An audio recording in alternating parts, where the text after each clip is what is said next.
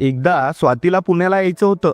तिची सरकारी नोकरीसाठी एक परीक्षा होती. सोबत कोणीच नसल्यामुळे तिने मला फोन केला आणि म्हणाली, दादा मी ट्रेनने येते, तू स्टेशनवर ये ना. मी म्हणालो, स्वाती मी तुझ्यासोबतच ट्रेनने येतो, आपण एकत्र पुण्याला जाऊ. ती खुश झाली. आम्ही गावाच्या स्टेशनवर भेटलो आणि रात्रीच्या ट्रेनमध्ये चढलो. स्वाती दिसायला अतिशय सुंदर. किमान शरीरयष्टी 32, 34, 38 असेल. आम्हाला स्लीपर कोचमध्ये 2 बर्थ मिळाले, एक माझ्यासाठी आणि एक तिच्यासाठी. ट्रेन निघाली आणि रात्र गडद झाली. अचानक मध्यरात्री माझा मामा जागा झाला आणि त्यानंतर जे घडलं त्याचा मी विचार पण केला नाही. स्वाती, हो स्वाती माझी बहीण, असं काही करणार याची मला कल्पनाही नव्हती. गावातली ती शांत दुपार होती. सूर्य आकाशात तळपळत होता आणि घरात एक वेगळी शांतता पसरली होती. मी रोहित माझ्या छोट्या घरात बसलो होतो. तसा मी मुंबईला एका छोट्याशा कंपनीत काम करतो. आता दिवाळींच्या सुट्टीत घरी आलो होतो. माझं शरीर जिममुळे मजबूत आणि पिळदार झालं होतं. रुंद छाती, मजबूत बाजू आणि गावातल्या मुलांमध्ये माझी वेगळीच ओळख होती. माझ्यासोबत माझी आजी, बाबा, आई राहत होते. आजीचं वय 60च्या आसपास होतं. मला खूप जीव लावायची. आणि आता दिवाळीच्या सुट्ट्यांसाठी आमच्या घराच्या बाजूलाच माझे काका राहतात, त्यांची मुलगी स्वाती पण आली होती. काकांची मुलगी म्हणजे माझी मोठी बहीण. तिच्या आणि माझ्या वयात फार तर फार 8-9 वर्षाचा फरक असेल. समजा मी आता 27चा आहे तर स्वाती 36-37 गाठली होती. स्वातीचे लग्न होऊन आता 12 वर्ष झालीत. तिला एक 7 वर्षाची मुलगी आहे, जी लग्न झाल्यानंतर 4 वर्षांनी झाली. पण तिचा नवरा महेश लहानपणापासूनच अतिशय आळशी आणि वेंदळा होता. फारसा शिकला पण नाही आणि शरीरानेही कमकुवत आणि ठेंगणा. पण स्वाती मात्र उंचीपुरी धिप्पाळ स्त्री. लग्नाच्या वेळी मात्र महेशची तर लॉटरीच लागली. तसं तर महेशला कोण मुलगी देतच नव्हतं, पण काका आणि ते आधीचे नातेवाईक असल्यामुळे हे लग्न जुळून आले होते. स्वाती दिदीला महेश अजिबात पसंत नव्हता, पण घरच्यांच्या पुढे स्वातीचं काही चाललं नाही. मी तर कधीही तिला बघितलं की बघतच राहायचो. मी जसा 10वीत गेलो, ओठांवर हलक्या मिशा यायला लागल्या. माझा मामा पण हालडोल करायला लागला होता. तेव्हापासून मला स्वाती दिदी खूप आवडत होती. गोरी पान होती, दिसायला बरी आणि वरून BA शिकलेली. उंची किमान तरी 6 फुटाच्या आसपास. घरात गरिबी आणि 2 बिनलग्नाच्या बहिणी पाठीवर. त्यातच महेशच्या घरच्यांनी महेशची शिक्षणाची, नोकरीची लपवलेली परिस्थिती. यामुळे ते फसले आणि ती सून म्हणून घरात गेली. म्हणतात ना, लंगूर के हात में अंगूर, तसंच काही महेशसोबत घडलं होतं. माझ्या मते तर दिदी कमाल होती. थोडक्यात सगळीकडे दाबदूब करावे असे उभार. अर्थात दिदीने स्वतःहून कधी काही सहज दाखवले नाही. नेहमीच घट्ट पदर बांधलेला असायचा. एका संस्कारी स्त्रीचे संपूर्ण लक्षण दिदीमध्ये होते. जेवण वाढताना, वाकून झाडू मारताना ती अधिकच काळजीने पदर असा ओढून घ्यायची की काय सांगू. आणि मी स्वाती दिदीला पाहायला मिळणार म्हणून सकाळी 10 ते दुपारी 3 तिथंच असायचो. कामात तिची मदत करणं, मग ते कोणतं पण असू दे. दुकानातून सामान आणून देणं, असे जवळजवळ मी 3 वर्ष राहिलो. त्यामुळे आमचे खेळीमेळीचे संबंध होते. महेश मरियल असला तरी दीदी तारुण्यात मुसमुसलेली, उत्साही आणि हसरी हसरी होती, अगदीच हवीशी. मी पण माझ्या स्वाती दिदीसारखाच उंच पुरा होतो. त्यामुळे ती नेहमी माझ्याकडे कौतुकाने बघायची. मला तर फारच आवडते तुझी उंची, माणसाला कशी शोभते उंची. पण कधीकधी मलाही तिची नजर वेगळी जाणवायची. तिच्या मनात माझ्याविषयी कौतुक आहे का आकर्षण कळायला काही मार्ग नव्हता. कळायला लागल्यापासून माझ्याही अपेक्षा येत जात होत्या. दिदीला त्याची काही कल्पना असेल असं मला कधी वाटले नाही. अपेक्षाही नव्हती. महेशच्या शिक्षणाचे आणि त्याबरोबर नोकरीचे 3-13 वाजले असल्याने तिने बिचारीने मग पूर्ण संसाराची जबाबदारी उचलली. ते तिला भागच होतं म्हणा. महेशकडे 4 एकर बागायती शेती होती. त्या शेतीमध्ये चांगली मेहनत करायची आणि भरपूर पीक पाणीही व्हायचं. सोबतच तिला असं मोठ्या स्पर्धा परीक्षांची आवड असल्याने ती अभ्यास पण करत होती. महेश मात्र आपला तसाच. सलग बायकोच्या म्हणजे स्वाती दिदीच्या हातच्या शिव्या खायचा, कारण संसारात या पट्ट्याचं पाहिजे तसं योगदान नव्हतं.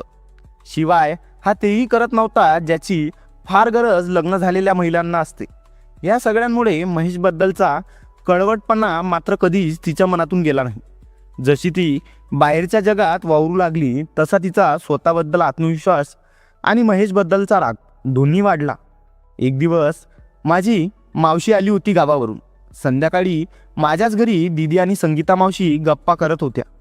मी तिथंच त्यांच्या मागे खाटीवर त्यांच्याकडे पाठ करून गुपचूप त्यांच्या गप्पा ऐकत होतो. नेहमीप्रमाणे स्त्रिया मधल्या गप्पा गमती झाल्या, जसं की चुगली करणं, कोणाविषयी पाठीमागे वाईट बोलणं. मग मात्र मावशी आणि दीदीच्या गप्पा खाजगी होत गेल्या. त्या दोघी एकदम फ्रेंडली बोलत होत्या. नवऱ्याचा विषय निघाला तर मावशी पोपटावानी बोलायला लागली. बया, माझा नवरा सर्जेराव 45चे झालेत, पण अजूनही काय सांगू, जवान मुलाला लाजवतील असा आहे त्यांचा मोठा स्वभाव. मला सोडून तर एक दिवस पण राहत नाही. मी त्यांना घरात दिसले नाही की संगे इकडे ये, दिवसभर मला त्रास देतात. तुझं कसं छान चाललंय ना ग पोरी? आता मावशीने दीदीला विचारलं. तर ती मावशीला म्हणाली, छान, तुम्हीच लग्न करण्यासाठी मला होकार द्यायला लावला ना. बरं झालं त्याने मला एक मुलगी दिली, हे माझे नशीबच म्हणायचे, नाहीतर त्याच्याकडून काही होत नाही. मी हे सगळं गप्प बसून ऐकत होतो. हे तर समजलं होतं की दीदी सुखासाठी आणि जीवनातील आनंदासाठी आतुर होती, पण एकाएकी मी पण दीदीसाठी काही करू शकत नव्हतो. दीदी एकदम शिस्तबद्ध आणि रागीट स्वभावाची होती. मला वाटलं आपण काही वेगळे बोललो तर कानाखाली खावी लागेल, कारण नवऱ्यात एवढी कमतरता असून स्वाती दीदीने कोणत्याही दुसऱ्या पुरुषांकडे बघितलं पण नाही. मग माझी हिंमत कशी होईल बोलायची? म्हटलं करायला जाऊ कर्म आणि होईल कांड. त्यामुळे योग्य वेळेची मी वाट पाहत होतो.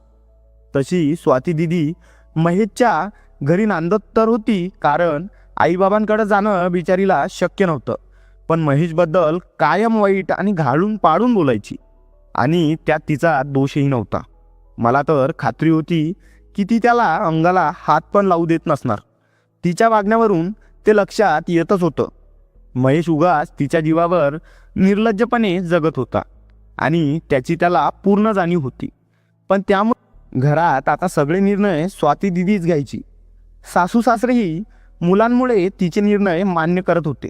महेशला पसंत नसले तरी आता ती सलवार कमीज घालून शेताला जायची.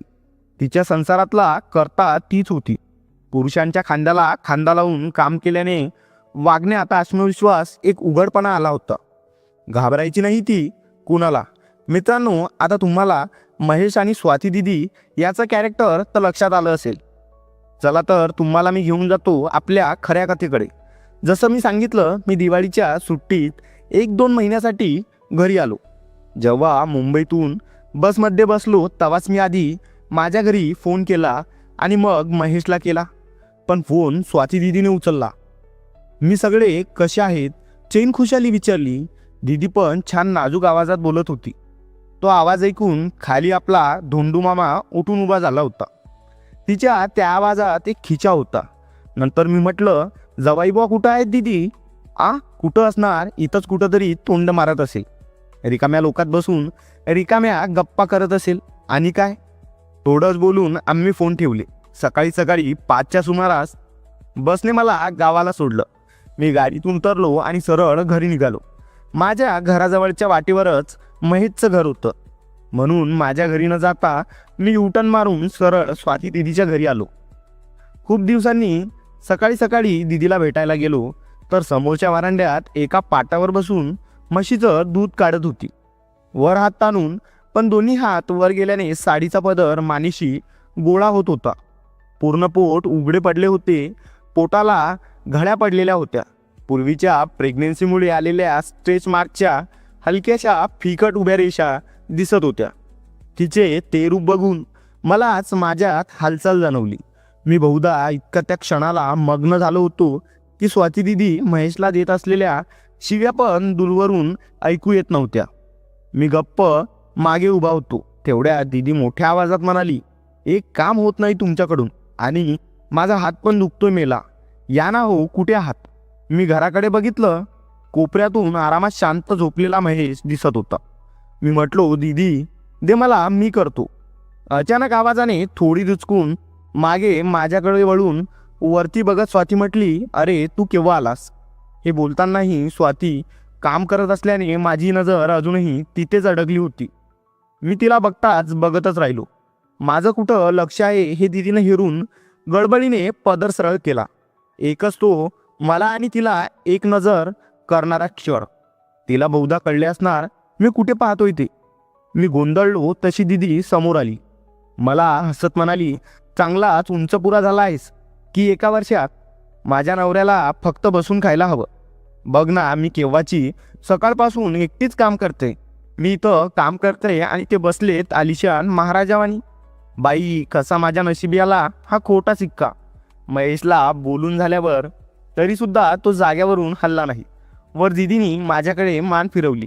म्हणाली, आता तू काय बघत उभा आहेस? मदत तरी कर की पटकन. जरा हे बाटली घे आणि काढ दूध. माझ्या नवऱ्याकडून काही होणे शक्य नाही. माझी प्रशंसा करून आत्ताच मला एवढा दर्जा दिला. माझे ते गुण सांगितले जे मला पण माहीत नाही. त्या गुणांमुळे थोडा मानात येऊन मी पटकन बाटली घेतली आणि कामाला सुरुवात केली. पण लोक जशी बसतात तसं बाटली 2 पायाच्या मध्ये घेऊन मला दूध काढणं जमत नव्हतं. बसून पाय गडून पडतात की काय मला वाटत होतं. त्यात जरा जास्तच मी डगमगलो. मी तोल सावरला आणि दीदीनेही पटकन पुढे होत दोन्ही हातात पकडून मला स्थिर केलं. आता त्या गडबडीत तिचा पदर आला हातावर. मी परत खाली वळलो खरा, पण मला बरंच काही दिसलं. दीदी माझ्याकडे बघते, त्यात मला नजर हटेना. तिला व्यवस्थित कळले की मला काय दिसतंय ते. झटकन दीदीने उजवा हात सोडून पदर सावरायचा प्रयत्न केला तर बाटली डगमगली. घाईने बाटली पकडली तर पदर परत ढळला. परत तो क्षण, 2 क्षणाची नजरानजर. शेवटी हसून मी म्हणालो, अगं राहू दे, सोड बाटली. दोघांनाही खऱ्या परिस्थितीची आणि हातातल्या कामाची जाणीव झाली. तसे आता सरळ होत थोडेसे स्मितहास्य करत कशीबशी शांत उभी होती. आपल्याकडे जमेल तितके हा बघतोय या परिस्थितीची तिला कल्पना होती. मी दीदीला मदत केली आणि सरळ घरी निघून गेलो. पण या सुट्टीत दीदी भरपूर जवळ येत होती. प्रेमाने बोलत होती, येता जाता हसत बोलत होती. इतरही छोट्या छोट्या गोष्टी झाल्या. एका दिवशी मला तिने संध्याकाळी शेतातला हरभरा निसायला मदत करायला बोलवलं. महेश गावात आपल्या फंटूस मित्रांबरोबर बाहेर गावात बसलेला होता. मी पण तिथंच गप्पा करत रात्री उशिरापर्यंत आम्ही हा ही करत हरभरा निसत होतो. जमिनीवर गालीच्यावर बसून दीदीनं हातात एक मोठी चाळणी घेतली होती. त्यातूनच हरभरा आम्ही साफ करत होतो. पण मग महेश बाहेरून भटकून आला. महेश येताच घरचं वातावरण बदलून जायचं. दीदी एकतर महेशवर प्रचंड रागवत असे, एकतर आपलं काम करत एकदम शांत बसत असे. पण जेव्हा महेश आला तेव्हा दीदीनं त्याला चांगल्याच रागात बोलचाल केली. तो मात्र गप्प उभा. एकंदरीतच मला माझं तिच्याबद्दल असलेल्या ओढीला, प्रेमाला तिची मूक मंजुरी दिसत होती. 3-4 दिवस परत असेच गेले. मी इकडून तिकडून काहीतरी नवीन विषय चर्चेसाठी काढून दररोज दीदीच्या घरी येणं जाणं करायचो. तसं मी गेलो की एरवी ती माझ्याशी गप्पा मारायची आणि मी नाही गेलो तर घरातील कामं आणि अभ्यास करायची. त्या दिवशी मी सकाळीच स्वाती दीदीच्या घरी गेलो होतो. आईने काहीतरी तर काम सांगितलं होतं. मी गेलो तर स्वातीने माझ्या हातात एक लिफाफा दिला. वाटलं चला आता मला पुढाकार घ्यायची गरज नाही, समोरूनच परवानगी मिळाली. आणि मनातल्या मनात बोलत मी तो लिफाफा घेतला. स्वाती दीदी माझ्याकडे पाहत होती. लिफाफा उघडला तर त्यात काय, आमच्या एका नातेवाईकाच्या घरी मुलीचं लग्न होतं. म्हणाली, आई बाबांना दाखव, आपण सर्व जाऊ लग्नाला. माझ्या स्वप्नांचा इथं चकनाचूर झाला होता. पण संधी ही होती लग्नाची. लग्न 4 दिवसावरच होतं आणि आई बाबा तर काही कारणास्तव लग्नाला येऊ शकले नाही. त्यामुळे मी, दीदी, महेश आणि गावातील आमचे काही नातेवाईक एवढे लोक होते. म्हणून मग आम्हाला गाडी सांगावी लागली. मी सकाळीच तयारी करून गाडीजवळ जाऊन उभा झालो. समोरून दीदी आणि महेश आणि त्या दोघांच्या मध्ये बसून त्यांचा मुलगा आले आणि गावातले लोक म्हातारे सगळेच होते. आज दीदी हिरव्या रंगाची छान साडी घालून आली होती. अंगावर चेपून बसलेली साडी आणि लाल काठचे ब्लाऊज कशी एवढी सुंदर वाटत होती. मला हातातली बॅग आणि पोरगं सांभाळत दोघे आमच्या जवळ आले. गाडी गच्च लोकांनी भरून कधीच उभी होती. आता आली का पंचायत. मग सुकडा असल्याने महेश समोरच्या सीटवर गिअरच्या 2 साईडला पाय टाकून बसतात ना तिथे बसला. त्याने त्याची बॅग थैली माझ्या बाजूच्या बॅगवर फेकली आणि एव्हाना गाढ झोपलेल्या पोराला कडेवर ठेवून बसला. पण दीदी कुठे मागेना. गाडीत गर्दी होतीच तेवढी सगळे विचारत होते आणि कोण सरकेल ती कुठे बसेल हा विचार. पण मला माहीत होतं कुठं बसणार, म्हणून मी गेटजवळ आधीच बसलो होतो. शेवटी दीदी हसत म्हणाली, असू द्या मी बसते. ती मिश्किलपणे हसत होती. गाडी इतकी जॅम पॅक मागे पुढे भरली होती की असा निर्णय अनिवार्यच होता. झटकन दरवाजा उघडून ती आता तर आली. मी सरकून जमेल तितका बाजूला झालो आणि ती मला पुढे करत आत ढकलून बसली. जसं रिक्षात 3 लोकांऐवजी 4 लोक बसतात ना, सेम तसंच. मला तर मनाला गुदगुल्या झाल्या. पण खरोखरच जागा नसल्याने ती काही त्या छोट्या जाग्यात मावेना आणि गाडीचा दरवाजा बंद होईना. परिस्थिती समजून दीदी माझ्या पायावर बसली, कारण त्याशिवाय गाडीचे गेट बंद होणार नाही.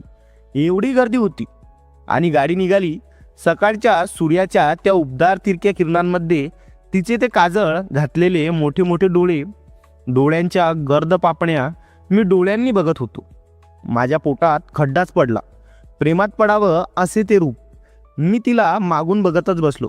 दीदीने आज केसवर अंबाड्यात बांधलेले, त्यामुळे मला तिची मान, त्यावरची उन्हात चमकणारी सोनेरी किरण अशी मला जवळून दिसत होती. इतक्यात गाडीने वेग घेतला. झाडे पटापट मागे पडू लागली. शहर सोडताच रस्त्यातले खड्डे का खड्ड्यातले रस्ते, कधी चुपत तर कधी गड्ड्यातून गाडी निघाली. गाडीबरोबर आतले लोक पण आदळत होते.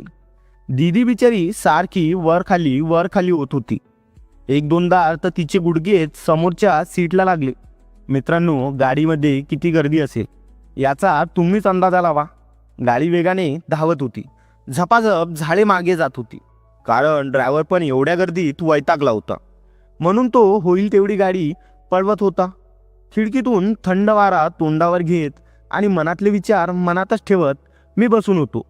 मिनिटे, 2 मिनिटे, 5 मिनिटे काहीच झाली नाही. दीदी आता सरळ समोर बघत होती आणि मी खिडकीबाहेर. एक विचित्र शांतता माझ्या मनात. काय दिवसने बघत होतो आणि काय झाले. पण मग काय, मी माझ्या हाताची करामत दाखवणं सुरू केली. तरी पण दीदी शांत समोर बघत होती, जसं की सगळं नॉर्मल आहे. मला थोडी हिंमत मिळाली आणि मग पूर्ण आत्मविश्वासाने मी हाताची दिशा बदलली. तसे दीदीने लगेच माझे हात पकडले व मागे वळून हसून बघितलं. दीदीकडून कसल्याही प्रकारची तक्रार नव्हती. ते तर अशी बघत होती जसं तिला हे हवं असं होतं. पुढच्या मोठ्या खड्ड्यांच्या वेळी अचानक ती परत उठली आणि धक्क्याचं निमित्त करत आता ती मुद्दामून सरळ मागे सरकून बसली. बघत मात्र समोरच होती. अरे, तिला माहीत आहे ना, तरी पण मस्करी करते का? तिला आवडला तो स्पर्श. मस्करी कशाला करेल अशी? मगाशी अचानक असं झाल्याने दचकली असणार असाच विचार. पण मी खिडकी बाहेरची नजर काही हलवली नाही. पण आजूबाजूला लोक असल्याने मला जास्त संधी मिळाली नाही. मी खुश होतो. संधी नाही तर मंजुरी मिळालेली होती. पण माझा छोटा राजा ऐकायला तयार नव्हता. मी कसं बसं त्याला समजावलं. थोड्याच वेळात गाडीने सुद्धा प्रवास थांबवत आम्हाला आमच्या ठिकाणावर पोचवलं. सगळे खाली उतरले. दीदी माझ्याकडे एवढं पाहत होती काय सांगू मित्रांनो. मग मी दीदीच्या बॅग उचलून त्यांना आत सोडलं. लग्न मोठ्या थाटामाटात पार पडलं. पण संध्याकाळी निघताना एक विचित्र प्रसंग घडला. तो म्हणजे असा की लग्न घरच्यांनी महेशला थांबवून घेतलं. आता नातेवाईक आहे म्हटलं तर कसं येऊ देणार. त्यांनी स्वाती दीदीलाही थांबायचा आग्रह केला. पण माझ्याकडे पाहत तिने वेगवेगळे कारण सांगत मुक्कामी राहायचं टाळलं. पण महेशला राहायला परवानगी दिली. गाडीजवळ आलो तर ड्रायव्हर गाढ झोपलेला होता. मी त्याला जागं केलं. आधीसारखी सगळी गाडी गर्दीत दाटली आणि सगळे लोक, दीदी पण सगळे आधी सारखे बसले आणि गाडी निघाली. दीदी पण लग्नात फिरून थकली असणार म्हणून तिला डुलक्या येत होत्या आणि माझ्या हाताची करामत मी दाखवतच होतो. बघता बघता आम्ही परतलो. गाडीवाल्याने आमच्या घराजवळ गाडी थांबवली. दीदी आणि मुलं व मी आम्ही गाडीतून खाली उतरलो आणि गाडीतील आमचं सामान थैल्या बॅगसुद्धा बाहेर काढल्या. स्वाती दीदी म्हणाली, बॅग घेऊन सरळ माझ्या घरी जाऊ, तू पण आज तिथंच थांब ना. खरं तर माझी पण इच्छा होती, तरी पण मी नाही म्हटलं. का, काय प्रॉब्लेम आहे, दीदीनं आता रागात विचारलं. पण रागात काय दिसत होती. दीदी, असं वाटत होतं की आत्ताच युद्ध सुरू करावं. पण आम्ही दोघं रस्त्यावर उभे राहून ही चर्चा करत होतो म्हणून मी सांभाळून घेतलं. तसं नाही दीदी, पण घरी आईला माहीत झालं तर ती ओरडेन, मी म्हणालो. त्यावर दीदी म्हणाली, अरे आपण आलोय परत हे माहिती आहे का तुझ्या आईला, तू का घाबरतोस, मी आहे ना. मी पण नकार द्यायच्या परिस्थितीत नव्हतो. मग काय, एक बॅग उचलून खांद्यावर टाकून एक बॅग हातात घेतली. दीदीनं मुलाला उचलून घेतलं आणि आम्ही दीदीच्या घरी आलो. बॅग ठेवून दीदी म्हणाली, तू हातपाय धुवून घे, मी आपल्याला जेवण बनवते. मी म्हणून हातपाय न धुता सरळ आंघोळ केली, कारण दिवसभराच्या घामामुळे अंगाचा वास येत होता. आणि सोबत जेवायला बसलो. दीदी अगदी माझ्या जवळ बसून जेवत होती आणि मला भरवतही होती. मी अधूनमधून चाळे करायचो तर रागवायची, म्हणायची, थांब की आता, मी काय कुठं पळून चालले का. जेवण झालं. दीदी मुलाला झोपवायला गेली. मी आपला हॉलमध्ये टी व्ही बघत बसलो. थोड्याच वेळाने दीदी पण मुलांना झोपी घालून हॉलमध्ये टी व्ही बघायला आली आणि माझ्या हातातून रिमोट हिसकावून घेत म्हणाली, आण दे रे रिमोट इकडे, माझं सिरियल पवित्र रिश्ता आता लागणार आहे. आणि ते सिरियल लावून बघायला सुरुवात केली. थोडा वेळ दीदी भयंकर गंभीरपणाने टी व्ही सिरियल बघत होती. मग हळूहळू आमचं संभाषण चालू झालं. बोलता बोलता दीदी म्हणाली, अरे रोहित, तू गाडीमध्ये नेमकं काय करत होतास. मी तर थक्कच झालो. आता काय बोलावं मला काही कळत नव्हतं. मी घाबरलो होतो. अचानकच मध्ये हा विषय दीदी म्हणाली, अरे अरे घाबरू नकोस. मी तर असंच विचारलं माझ्या लाडक्या भावाला, पण लोकांनी बघितलं असतं तर. माझ्या जीवात जीव आला.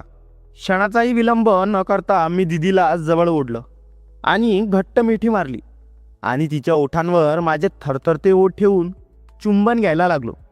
ती पण मला चुंबन घेत होती. पण माझ्या वागण्यावरून तिला कळलं की मी नवीन खिलाडी आहे. यापूर्वी मी एकही मॅच खेळली नाही. माझे हातपाय थरथरत होते. तिनं माझी परिस्थिती समजून घेतली आणि म्हणाली, घाबरू नको, शांत हो आणि मी जसं ज्या प्रकारे सांगते तसं कर. मी पण दीदीच्या निर्देशनास हुबेहूब पालन केलं. रात्रभर दीदी मला मार्गदर्शन करत होती आणि मी पण तिने जसं जसं सांगत होती त्याप्रमाणे पुढे कार्यवाही करत होतो. सगळं आटोपून मला उद्या सकाळी घरी जायचं होतं. मी थकलो होतो म्हणून मला लवकर झोप लागली आणि निवांतपणे झोप लागली. सकाळी उठून मी दात घासत होतो. मग मी पण अंघोळ करून घरी जाण्याची तयारी करत होतो. दीदीची एरवी नजर माझ्याकडे होतीच. तेवढ्यात दीदी माझी बॅग भरून द्यायला आली. माझा तर घरी जाण्याचा विचार नव्हता, पण कसं सांगू, कोणाला सांगू असं झालं होतं. पण दीदी काही वेळात स्वतःच म्हणाली, अरे घरी जा, पण मी काय म्हणतोय ते लक्षात ठेव. महेशला अजून 2 दिवस लग्नात आणि घरी आल्यावरही 4 दिवस शेतात जावं लागेल. आमच्याकडे लोड शेडिंगमुळे रात्रीची लाईट आहे ना. मग तुला रोज रात्री दिवसा येऊन शिकायचं आहे, जे मी शिकवेल. घ्या, झाली का आता पंचायत. दीदीने तर मला सरळ एका आठवड्याचा टाइम टेबल दिला. पण काही म्हणा, मी दीदीला आतापर्यंत कधी एवढी खुश पाहिली नव्हती. महेशची कमी कुठंतरी एवढ्या वर्षांनी मी कमी केली असणार. आणि घराजवळ घराच्या 2 घर मागे घर असल्यावर दीदीलाही काही टेन्शन नव्हतं. मित्रांनो, आजसाठी एवढंच. बाकीची कथा आता दुसऱ्या भागात सांगेल की ट्रेनमध्ये स्वाती आणि परत तिच्या काकीसोबत नेमकं काय घडलं. तेही खूप इंटरेस्टिंग आहे. धावत्या ट्रेनमध्ये ते जाणून घेण्यासाठी खाली कमेंटमध्ये लिहा ट्रेन 2. आणि व्हिडिओसाठी एक लाईक तर बनतोच. आणि एवढं सगळं भावासाठी करताय तर मग एक जोरदार क्लिक त्या सबस्क्राईबच्या तिथंही करा. चला मग परत भेटू अशाच एका नवीन कथेत. बहुत